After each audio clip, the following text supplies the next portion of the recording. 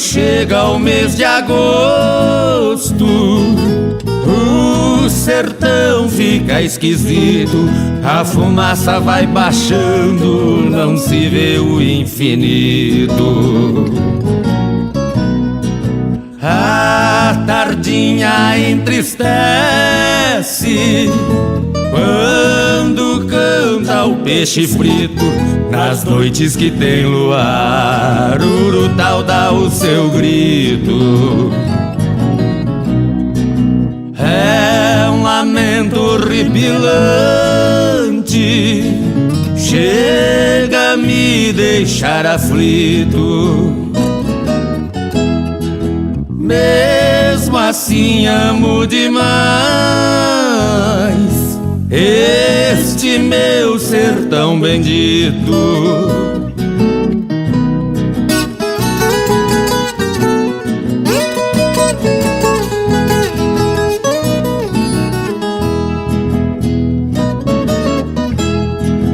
Os pirilampos passeiam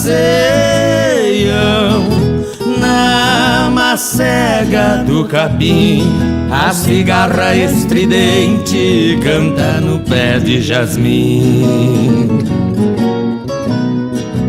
O triste uivar de um lobo na imensidão sem fim, a coruja agorenta traz pensamentos ruins. O galo é que me desperta como se fosse um clarim. Mesmo assim o meu sertão ainda é tudo para mim.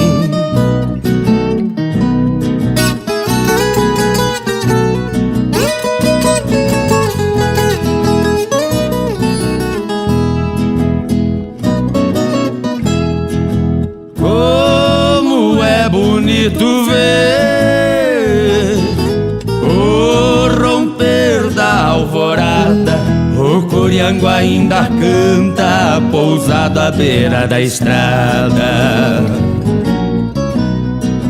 As flores se desabrocham